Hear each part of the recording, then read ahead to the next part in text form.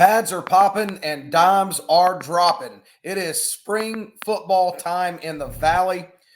It's an exciting time. The 2024 Clemson Tigers are back on the field, and preparation for a new season is now firmly underway. We're going to talk about that and a whole lot more on this episode of Around the Paw. So sit back, relax, turn up that volume, and let's talk about some Clemson Tigers. Hitting that stuff till you hearing that sound.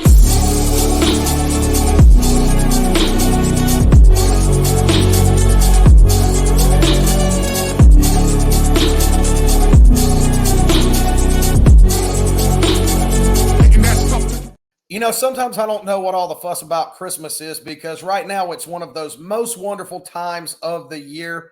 Spring football is underway. It got started yesterday, and a lot came out of Coach Swinney's sit down with the media. He talked for almost 45 minutes about a whole variety of subjects and gave some good insight to where the Clemson football program is as preparations for the 24 season get underway in earnest.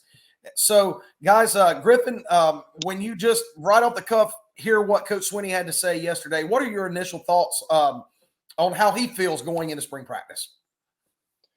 For me, I really think in terms of the freshman class was one of the first things that I listened to, and he said that it was a very patient and very attentive group, which I think is a very good thing. And I know it's very different to how last year's freshman group was, where they have the potential right off the cut. A very attentive group is just as good because they want to learn. And I was listening to safeties RJ Mickens, Tyler Venables, and Khalil Barnes talk about this freshman class, and they've all said the same thing. They just look for answers. And it's really started with wide receiver Bryant Wesco, who was a mid-year enrollee. Garrett, I know that you're going to talk about him in a little bit. But I really think that this team you have enough pieces from, that 5-game stretch of wins that you got finishing off with the Gator Bowl, that you're going to have a lot of good pieces combined with a lot of guys that are finally going to get their start. For example, DeMonte Capehart, I think, is going to have an incredible season, and he's going to join guys like TJ Parker and Peter Woods, who, by the way, is playing on the defensive end this season. I think that that's just going to work incredibly in tandem, and that was one thing I took away from Swinney in terms of the guys that he has coming back and the type of mentality that he has for going into next season. Yeah, I saw a lot of excitement in his face and a lot of excitement in his voice. Something that kind of perked my interest a little bit was toward the end when he started talking about NIL and how he thought that his profession was one of the few that didn't have control over what goes on in his own profession. And so I thought that was kind of interesting to see. But yeah, I thought it was a great press conference. And yeah, let's get this. The boys are back in town, so let's go. Yeah, guys, and one of the first things that jumped off the page to me was he was talking about Peter Woods going from the interior of the defensive line to defensive end. And I tell you what, look, you're talking about a 315-pound man coming off the edge. And it's a rare commodity to have somebody who can be flat out dominant at the position, but to be 6'2", 315 pounds, and your coach and your coaching staff has the confidence that you're fast enough to get off the end and make plays. Holy cow, what a freak athlete Peter Woods is. I'm incredibly excited to see what this young man can do going from the interior to the end. I completely agree. And working in tandem with a guy like TJ Parker, he's going to lighten his load. This was a guy who was, double, triple covered as a defensive tackle. And you have a couple months under a guy like Chris Rump. I think it's going to be just as good. And I think it says, like you said, about the type of athlete that Peter Woods is. Yeah, he might be 280 plus on the end, but he's so quick that it just doesn't even matter. And he'll have the strength to get to quarterbacks. So I'm really excited to see how he does in the spring game, how he plays on the end, how he plays on that side of the ball, because we've never seen that before. But I think that he's going to be just as good as a guy like TJ Parker was for last season. And I'm really excited to see how that all formulates, especially under Rump. Yeah, he was talking about Peter Woods, and he said he's probably one of the fastest D linemen that Clemson's ever had. And he said it was faster than than Christian Wilkins, and he laughed because he said he would probably get a text from Christian about that. So yeah, I'm super excited to see him out on the end on defensive end, and I'm just excited to see the young guys, all the freshmen and everything like that. So. Well, I'll tell you what, I can just see it right now. Christian Wilkins sending that text saying, "Hey, coach, look, I'm not getting shown up by a true sophomore. Don't make me come back up there and rush for a few more touchdowns, strike a Heisman pose in the end zone. Don't make me come back up there and remind you who I am and what I can do." Right. Right. So it's crazy to think about, the type of comparisons that a guy like Peter Woods is getting just as a sophomore. And Swinney even calls him a wild card too. If that doesn't work, just throw him right back on the defensive tackle side, pair him with, Capehart and wreak havoc on the defensive line. You're under a guy like Nick Eason. I really think no matter what happens, if you're Peter Woods playing in the middle or playing on the end, I think that you're going to be fine and you're going to produce so much. Yeah, and defensive tackles too, guys. You talk about DeMonte Capehart, and to be perfectly honest, I'm glad he's still on the team with some of his off-field troubles. But I mean, I think everybody makes mistakes, and I think he's on the right path to amending for that. So, good kid. He's going into his 5th year senior season. So really excited to have him. He'll learn from it. He's going to have a monster season. And then you've got guys like Peyton Page and Trey Williams is back. He's a veteran. Stephon Green, he's in the mix now. Look, I feel really good about what this team has up front and the depth that they have at the interior and the end positions. And, this defense, it just reloads every year. Clemson they don't have to rebuild on defense, and it's the same thing. They just reload with more elite talent. It's like we say, it's an embarrassment of riches. But another guy I think that you guys didn't mention is freshman Champ Thompson. Coach Nick Eason earlier this week said that he gives him Tyler Davis vibes. And to me, that is an instant green light, and a position where, you lose guys like Ruka Roro and Tyler Davis last season, who, are currently in the NFL Combine. Who's going to take that spot? It's a spot that's up for grabs. And if, a guy's hungry enough, like a guy like Champ Thompson, like a guy like Peyton Page, you can have a guy that has just a completely incredible season out of the blue. But I completely agree. I'm happy DeMonte Capehart was released of all his charges. I hope it's a learning experience for him because he has an incredible, promising future as the defensive tackle for Clemson next season. Same thing goes for, a guy like Noble Johnson, who was in a car accident on Valentine's Day, I believe. But the same thing goes. I'm excited to see who steps up, in these position groups that are a little bit questionable. The same thing for me goes for a position group like a kicker. Who's going to be the guy there? Is it going to be Robert Gunn? Is it going to be Nolan Hoser? These are the type of position groups that I'm most looking forward to, because you're going to see a guy who's hungrier than the rest and ends up being the standout out of the team that not many people knew going into the season. And, that kind of harkens back to a quote that Coach Swinney had in the press conference yesterday. And he was speaking specifically to, I believe Cade Klubnik was who he was talking about.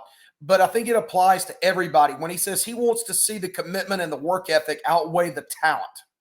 And I think that's what we see that in some of these guys. He mentioned Robert Gunn specifically, said he's hungry. He wants to redeem himself, take over and solidify that kicking spot. This is a team to me that has that drive. They have the talent. And when they put it all together, I think you're going to see something very, very special from these guys. No, I completely agree. RJ Mickens said it too in the practice press conference. He said that this team had the chance to stop and break after the NC State game when the team was 4-4, but it just showed you the type of team that they had. They were able to rattle 5 straight wins, 2 against ranked opponents, 1 game where a crazy fourth quarter like Kentucky in the Gator Bowl. That it just tells you the type of team that they have. And it's not like this team is completely getting overloaded. You're returning incredible key guys. It starts with your signal caller, Cade Klubnik. It starts with your lead back, Phil Maffa. You're getting every wide receiver back. You're getting most guys in the defense back that were standouts, besides, obviously the linebackers, the guys who crowded the box. But you're returning a lot of key guys that had standout seasons, especially on the younger side. Khalil Barnes, TJ Parker, Peter Woods, like I've emphasized before. You don't really know what's going to happen. And after that 5-game win streak to close out the season, that motivation is going to be riding high, and you're riding a lot more momentum going into this season than you were going into last season with a bowl game loss to Tennessee. Yeah, I totally agree with that. There's a lot of momentum coming out of that 5-game winning streak at the end of the season. Like you said, you got all these returning starters, and then you got all these new people, got all these new players, especially at the receiver position, and on defense. I mean, you got new people and experienced people all over the place. So. Yeah, and I want to talk about the offense here in just a second. But while we've been talking about the defense, and one name I do want to mention, and I think this is he was the creme de la creme of this recruiting class, and I am just absolutely stoked to see what he does as a true freshman. But that's Sammy Brown. I mean, this is a guy that is a plug-and-play guy. He comes in, he has a position ready for him coming in. Some of the losses that you had on defense, man, you put him and Barrett Carter back there as a linebacker tandem. I'm sorry for opposing offenses because that is a scary, scary proposition. Reports say he looked great in practice too. He looked the part. He didn't look, undersized like some of these freshmen do. But again, this is a position that's up for grabs. It's going to be the hungriest player that gets it. And you have guys like Jamal Anderson who have been here before. Maybe you're the next man up. I really think Sammy Brown's going to take the part. Pair him with Barrett Carter, but you're forgetting about the other guy who I think was one of the most under the radar players last season was Wade Woodaz. And Eric McLean said it on the podcast before the whole season started that Wade Woodaz was going to be one of the more up and coming players. You got to remember that he's just a junior. So I really think crazy. That. So I really 2.0, baby. That's what he is. Exactly. So you mentor Sammy Brown with a guy like Barrett Carter, a guy that most likely I think will be one of the top linebackers taken off the board in the 2025 NFL draft. Pair him like a guy like Wade Woodaz too. Put him in Jeremiah Trotter's part, who is a guy who's going to be an NFL draft pick in a month from now. I really think that Sammy Brown is nothing but incredible success over at least the next 3 seasons. Yeah, for sure. I saw him yesterday, and yeah, he definitely is not. He's definitely is the part that I think Clemson wants him to be, and he's got the build. I saw him play his first game last year as a senior against Wren High School, and I tell you what, he played every part. He punted, he was running back, he returned punts. I mean, he can do it all. And he really is, like you said, a plug-and-play guy. Yeah, I know I see some goal line packages in his future over the next at least for sure 3 years at Clemson. Cool so that'll be fun to watch when it happens. I have no doubt that it will. So let's switch gears and talk a little bit about the offense now. And let's just start with the quarterback position. And one thing that Dabo said yesterday in the press conference is that he needs Cade Klubnik to be more assertive, particularly in the passing game. But more than that, he wants to see Christopher Vizina, the redshirt freshman, continue to develop, to push Cade, to push the envelope, and create that battle. And I think it's so paramount that Klubnik has somebody that's breathing down his neck, that's knocking on the door, because that's only going to make him better. It's only going to create that sense of urgency. So what are we looking for from Cade Klubnik as we go through spring practice, and what are the next steps in his development that we need to see him take? I think the biggest step that Cade Klubnik has to take is his ball security. I really think that's the most important thing.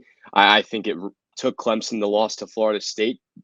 Then again, tough hit, blind side. Argue all you want if Maffa missed the tackle or not on the low scoop and score.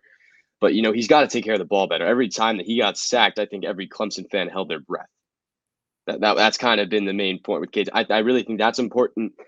But I'm really a strong advocate for him because of what he did to close out the season. The drive that he went on against Kentucky kind of gave Clemson fans, as well as myself, a little bit of a sigh of relief, because this was a guy who was able to string together a drive, and I forget the drive, but he was perfect from the field. He completed every pass.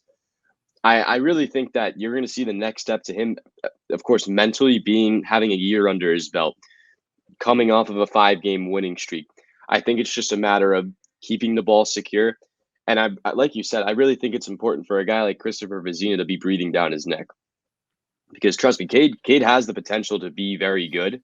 I think with the competition of a guy like Vizina with Klubnik, not nobody kind of taking his spot last year, I think it's really going to help him try to be the best quarterback that he could be. And I think people are going to see that not only in the spring game in April, but I think in the fall, starting on August 31st.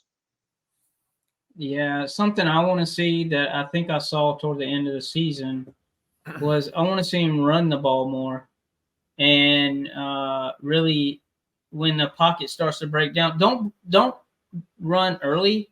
I want him to stand in there until the last possible second, and then maybe see an opening and take off. And I don't know. You were also talking about Christopher Vizina, however you say his name, CV as everybody calls him. I don't know if y'all knew this, but that play that Clemson football tweeted out to Randall, that was his pass. Oh wow! If y'all saw. I did. Yeah, if you saw that, I was actually about to drop in about that play when we got to the receivers here in a second. Yeah, that was definitely CV's pass. So that's good to see. I mean, I would love to see him push Cade. Not necessarily push him like he's going to get the job or nothing, but at least give Cade some pressure to let him know that, hey, if you're not getting it done, there's somebody behind you that can.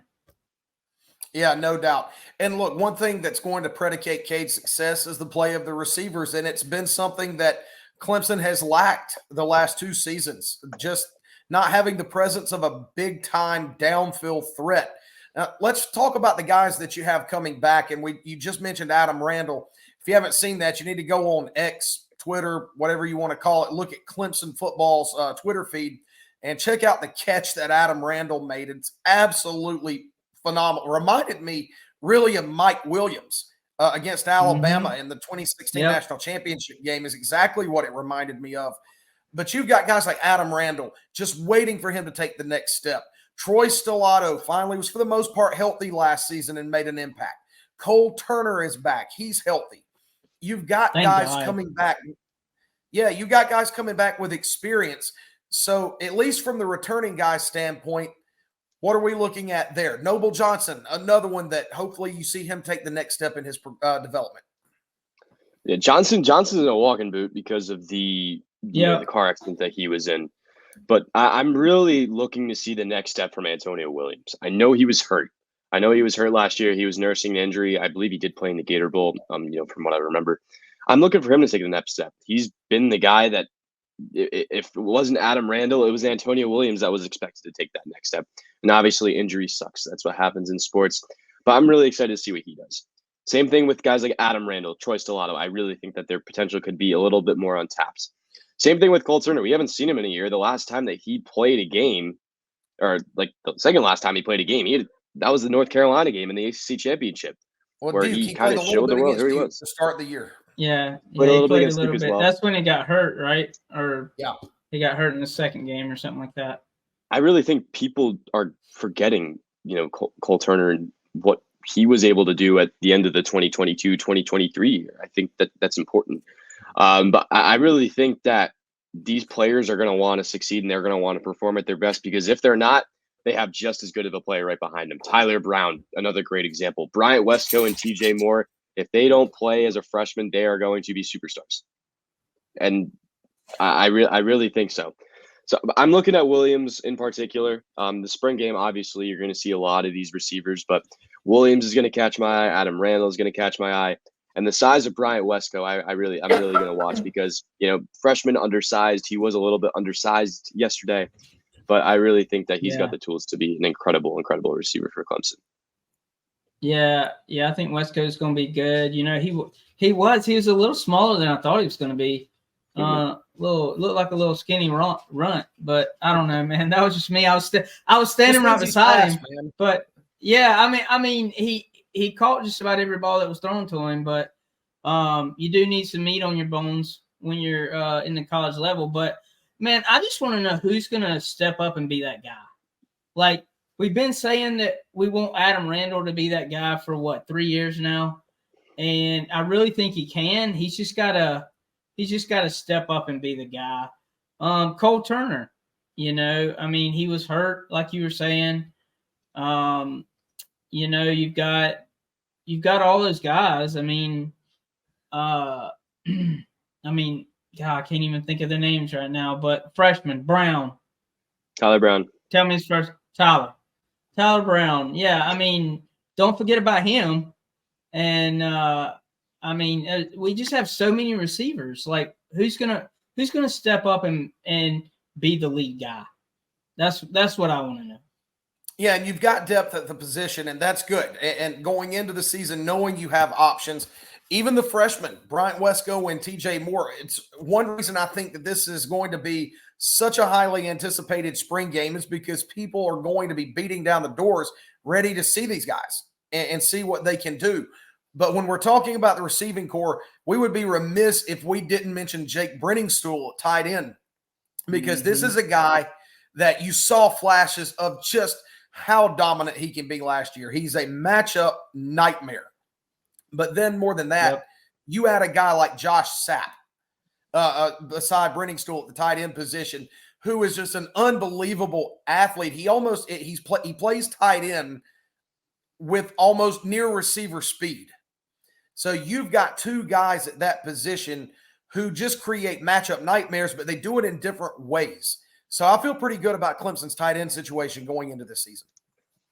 I completely agree. I like Brenningstool, especially as, a goal line receiver. We didn't really see that a lot this season. We did a little bit towards the end. That big catch that he had in the Gator Bowl as well is, something I think that people need to remember. But same thing with Josh Sapp. I think freshman to sophomore year, you have a year under your belt. I think that was the word I was looking for. Especially if you want to run a 2 tight end set. I really love Josh Sapp's speed, like you said. This is a receiver in a tight end's body almost, but I'm excited to see what Brenningstool can do. He has the full year of a starter under his belt, similar to Klubnik. What are you going to do now? You're a little bit more comfortable. The game's going to move a little bit slower for you.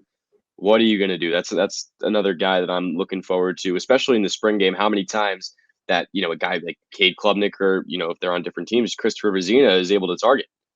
So he's on my radar for sure, just to see how far he's progressed over the offseason. Yeah, I think Brenningstool is going to do great. Dabo said in the presser that he could break a lot of records this year. But don't forget about Pat Henry.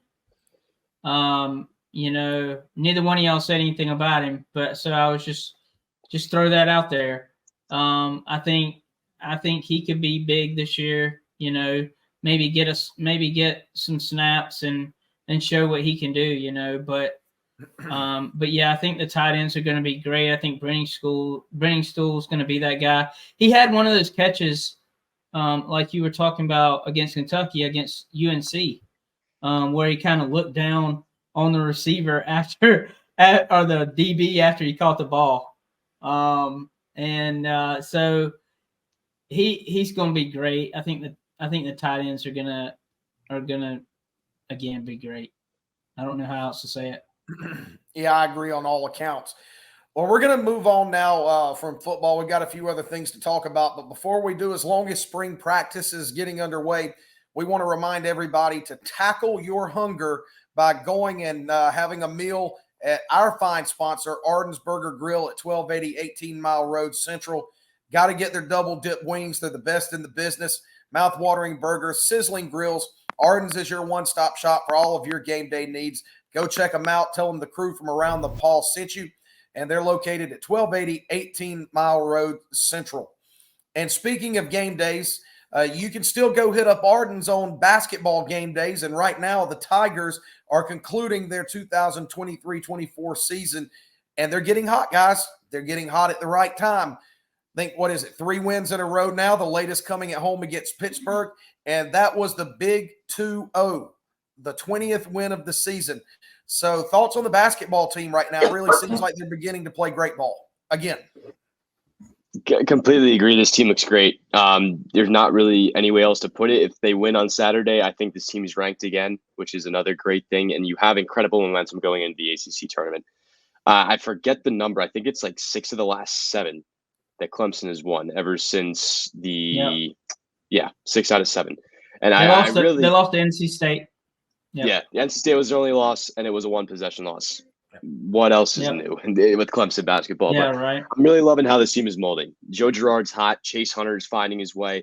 Ian Shefflin continues to be the glue guy. Jack Clark has been the X factor this whole time. Yes. And you have to credit what he's done with his defense. Defending a guy like Blake Hinson in their last game against Pittsburgh on Tuesday, he's the guy that averages 18.9 going into that game, and he held him to under double digits. And that's very tough to do. I've watched Blake Hinson play all over the ACC. He's incredible to watch. He's an incredible scorer.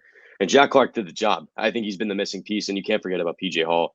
He's hasn't had the production, obviously, to the earlier of this season. He still did have a double-double on Tuesday. But I really think this Clemson team's in a great position. You got to look at their bench, too. We'll get to there in a minute. But this team is rolling. Tough game against Notre Dame, I will say. Despite their record, they're tougher than you think. Yeah, 6 out of the last 7. That's hard to believe. I mean, this team was struggling, at the end of in January, I think, and part of February, and then they come on and really put it on. And I'm gonna be honest, I think we should have won that NC State game. If it wasn't for, I'm gonna blame it on the refs. That was and we didn't play very well, but still. And the Duke game, I'm always going to go back to say we should have won the Duke game. So I'm still waiting to see if those ACC refs got put in timeout. Mm-hmm. Yeah, they definitely did. That was crazy. But, the reason PJ hadn't played hadn't played that well, I think. But, again, he got a double-double last game. I can't really say he didn't play that well. Was because he hadn't practiced at all. Mm-hmm. And the only time he sets foot on a basketball court is on game day. And it reminds me a little bit of last year, because it was the same way this time of year last year, with that whole nagging injury he had last year. But I mean, he still had a double-double. In Shefflin's kind of in the same situation. He hadn't practiced. And so this team just amazes me. How bad they can look and then trail at half. And then in the second half, whatever Brownell says to them at halftime kind of lights a fire under them, and they come on strong in the second half. But, yeah, winning 6 out of the last 7 is great. And to me, I heard somebody say this, and the more I think about it, that game against Pitt is the kind of game you're going to see in an NCAA tournament. Absolutely. It's going to be tough. Absolutely. Physical, and it's going to be a nail biter. Yeah, and look, for a team like Clemson, all you've got to do is catch lightning in a bottle.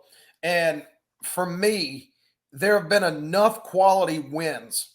And you think about the win at North Carolina. When you beat Oklahoma earlier in the season, they were undefeated. Alabama was a top 10 ranked team at the time that you went down to Tuscaloosa and beat them. There's so many quality wins. And other games, I mean, even though you lost it, you went on the road at Cameron. You can say whatever you want about the reason you didn't win that game, but it's a 1-point game against a top 10 ranked team in one of the most hostile places to play in college basketball. This Clemson team has proven that they can go toe-to-toe with the behemoths of college basketball. They've beaten enough of them. As long as they just don't completely stumble down the stretch, I think they're going to be fine. But right now, you're talking about their top 4 in the ACC standings. You're looking at a double bye in the ACC tournament if they finish strong. They need that. Yeah. They need it because they need that double bye. They need to finish in the top 4 because it's going to help these injuries that they have and being able to rest and get more healthy. So they need to win out. If we lose, I don't see us getting a top 4 seed. It is tough. Could be wrong. I will. It is a very tough last 3 games. Notre Dame has won 4 of their last 5. They just beat Wake at home on Tuesday. Clemson are tied for 4th right now. Next Tuesday's their senior night, but they play Syracuse. Syracuse, first of all, they are right behind in the double bye as well. I believe they're 6th. They're a game behind Clemson. So if they win, they take the spot away. And it's a revenge game. It's their senior night. Joe Girard, I most likely will be honored at that game. I'm sure they would like to spoil that. You're finishing it off next weekend at Wake Forest, who, by the way, they haven't lost a home game all year. That's going to be the toughest game. Oh, absolutely. That's a game for the double bye. And if you lose that game, you're a 5 seed. I'm not saying it's going to happen, but one of the teams that Clemson could play, if play stops now, is Miami. I don't want to play Miami. No one wants to play Miami. I'm telling you right now, they're a Final Four team that returned, I think, 3 of their 5 starters. No one wants to play Miami despite being hurt. So I really think that this double bye is huge because you're getting important wins. You're getting an away win at Notre Dame, at Wake Forest, who haven't lost. You're getting the sweep on Syracuse, who are a bubble team. You just have to cement your status. And I think winning, I think this team's in no matter what. It's just a matter of what seed are you. And if you are, currently they're a 5 seed, according to Lenardi and bracketology. You do not want to be a 5 seed. That is one of the most upsettable spots. You would play a team mid-major that have only lost 4 or 5 games, incredibly hot team. I say this team shouldn't be satisfied until they're guaranteed a top 4 seed in the NCAA tournament. I think they can do it too. You got to win out. Maybe you win 1 or 2 games, make the semi or the final of the ACC, and I think that you're completely golden. But this team still has some work to do if they want to be okay in terms of the NCAA tournament. Yeah, no doubt about it, guys. And I think they're in a good position. Just keep playing well. Concentrate on getting healthy. They've put themselves in a position to make this a reality. Now, all they have to do is just go out there and finish it. So we'll see how that goes here over the next coming weeks. But March Madness is here. It's that exciting time of year where anything can happen. And I'm really excited to see what this Clemson basketball team can do. But as they're playing well on the road. Hey, they're playing well on the road. They play better on the road than at home. Yeah, that's the crazy thing. They're shooting better and playing better on the road than they are in their own building. And that's just crazy. Like, this. Well, it bodes well. It bodes well. Even though it's a neutral site, I think it bodes well for the ACC tournament. And even in the NCAA tournament, it's a neutral site, but it's still closer to a road game than it is playing at home. So, hey, let's see how it goes. Just throw the cards on the table and let's roll with it. Yeah, this team, I don't know where they're not going to play close to home unless they play in Charlotte, from what I know. But I think that's only lower seeds. I think this team ends up, they could end up in the middle of nowhere in a place like Omaha, Spokane, Washington, or they could end up in a place like Pittsburgh, Brooklyn, New York. So you never really know. Neutral site is huge because Clemson is undefeated in their neutral site games so far this season. But I really think you just have to finish strong because it creates momentum. Yeah, no doubt about it. So, guys, before we wrap up tonight, we got to talk just a couple of minutes about baseball and softball. So, what you're thinking right now about those? I know softball had a disappointing extra innings loss against Georgia. Happens. Look, SEC, it's a softball conference. Probably a better softball conference than football conference. So there, if you want to send us a message and tell us how wrong we are, then there's your fodder right there. SEC, you're a softball conference, not a football conference anymore.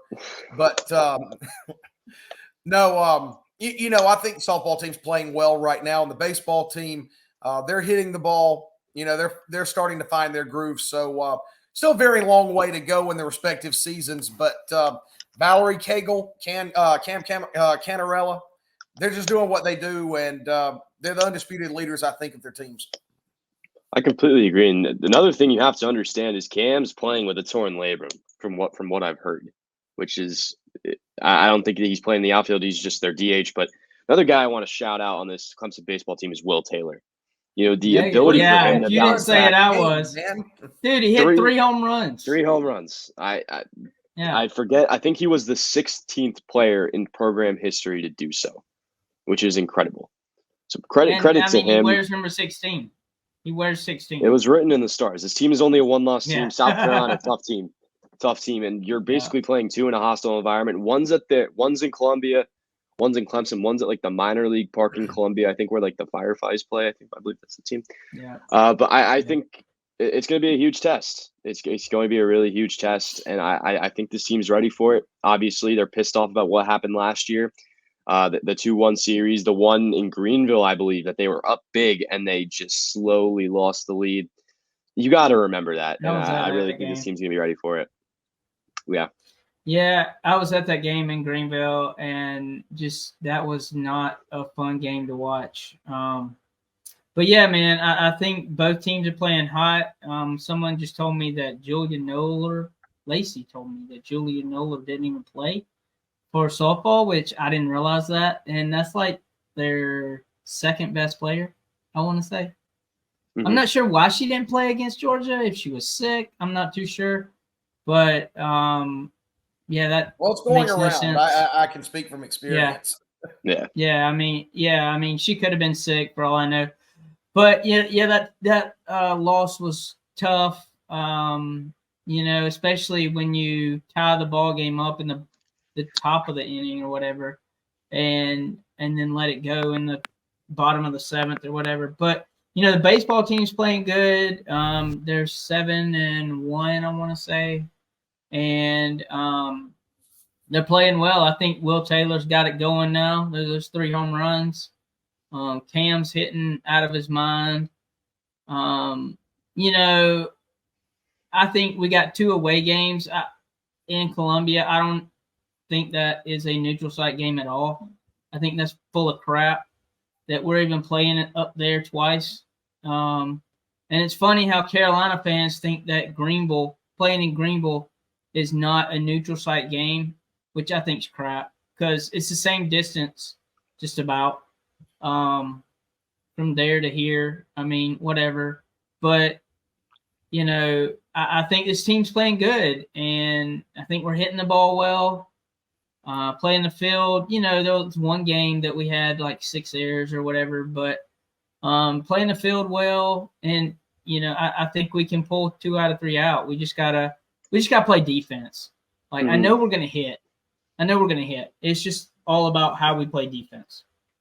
And pitching. Yeah, pitch well, play that good Friday, Saturday starters. We gotta get something going on Friday and Saturday because they haven't been the best. Well, I'll tell you what, it's always whoever we put out there, anytime's a good time for a chicken kicking. So hey, let's get her done. Yep, I don't want to hear that damn crow.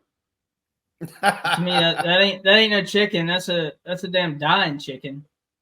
But funny story about all that. Yesterday before when I was walking. This. Yeah, when I was walking out of spring practice, they had sandstorm blasting in Doug Kingsmore, and a crow going like crazy. The chicken was going like crazy, and I just thought that was kind of funny.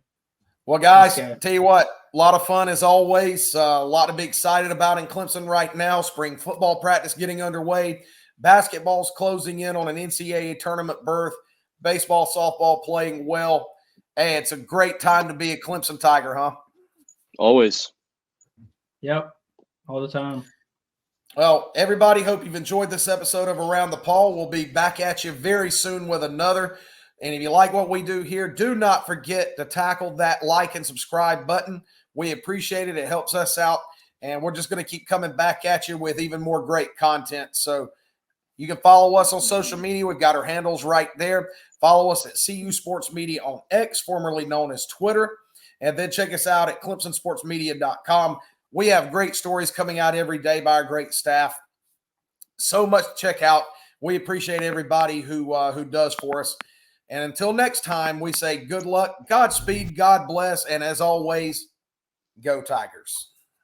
Go Tigers. Go Tigers.